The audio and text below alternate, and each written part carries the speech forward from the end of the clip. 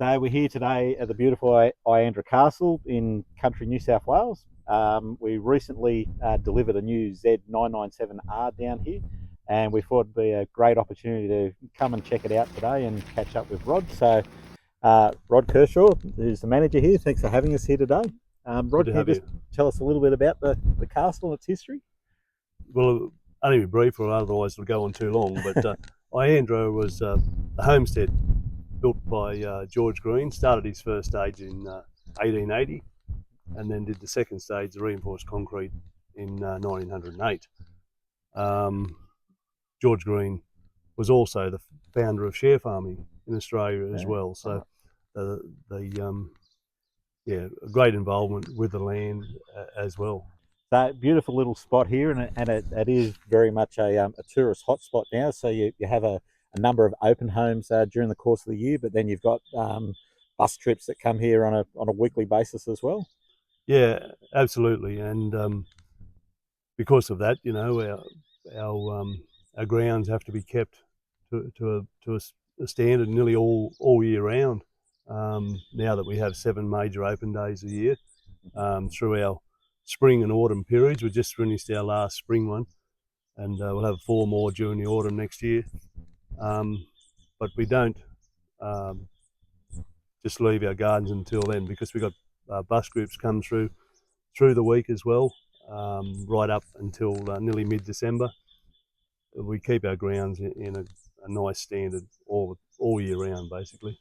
So previously you had a Z997R, and that's been and is still serving you well. It's been going for 14 years now, and we've just delivered the new one, which has the tweel wheels on it.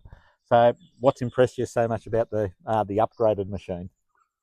Well, firstly, the old machine is the one that impressed me the most, because of the fact that we had it for 14 years, and I had to think hard about what we'd actually done to serve, like what was required to be replaced on it. And so it's the machine that actually sold this one Yep. to me, because I've got such good, not only a good machine, but good service as well through Hutchison and Pearce, with anything that was required, parts, etc.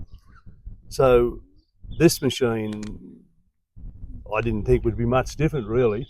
There was a lot of discussion about whether we should put the twills on it, etc., and that sort of thing. And I thought, oh well, I haven't had a puncher in the old one for 14 years. Why would I, like? But I would not buy another machine, and I'm even thinking seriously about putting twills on the old one.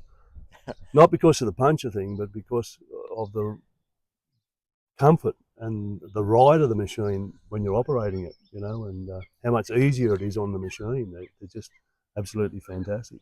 Yeah, that's great. So I guess the common thing is people think that with these twirl wheels that they overcome punches, but need to think about the whole picture as well, like Rod's alluded to, that they do actually improve the ride. It's like another form of suspension. So it makes it a lot easier, a lot more comfortable when you're mowing quite large areas that have got some undulations to it. So see the roses are out, the gardens are looking magnificent.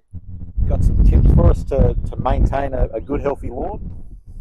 Oh, I think water and mow is basically what you need to do with a lawn to make it to look good. That's the care it needs, but it needs to be mowed on a regular basis, and down to a good level, instead of topping it, etc. And everything you see in the gardens here is extremely hardy. Our closest river is 30 kilometres away.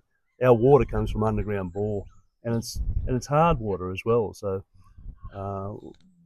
the climate we're in now, we do get good rainfall, which helps enormously with the garden. But most of the plants you see, like the old geraniums and roses, etc., they're old plants. They're the ones that they're hardy type plants as well. So we try and stick with that, and a balance of different plants throughout the garden that are flowering nearly all year round, basically. So when the roses drop off, the geraniums drop off, the geisha girls come in, the bottle brushes are out soon. So yeah.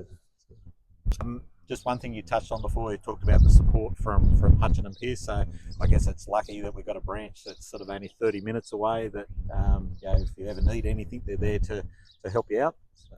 Absolutely, the branch is important, but it's also the service that the branch supplies. It's no good just having the services there if you don't have someone like Gorell, who I'll ring while I'm on my header about an electrical issue, or talk to him about the mower who's got a fuel issue or whatever, So having that support and him being able to put me onto someone who can solve the issue is important. So having staff that can do that, and we've found that all the time with him. He's able to, busy as he is, and he always gets back to me about issues and directs me to whoever can help me, which is absolutely fantastic, we find.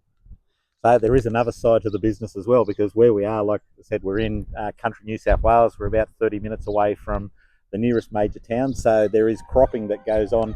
Yeah, you've got 3,000 acres here that you're managing as well as the castle. So there's other John Deere equipment that you're running that needs support with our branches as well. Oh, absolutely, and the bigger gear, and that's the business end of the farm as well, and that needs to be very efficient when we're running it. And like we've got an older header, and we've been serviced by John Deere for 20-something years, I think, with our header, and we get our pre-season service done, and we could count on our hand the number of breakdowns we've had through the year for when we're harvesting. So they do a good work that way. Our header's known by them. They've got good mechanics. They know exactly what needs changing each year. It's all left up to them. So if anything happens, that's the responsibility is back on them, and I think they know that. So they do a good job to get me through the year, through the harvest without a problem. Okay. So, as I said, it's magnificent surroundings here. So if you haven't looked it up before, iandrewcastle.com.au. Yes, that's correct. Yep. Check it out. You'll find it on most of the New South Wales tourist websites as well.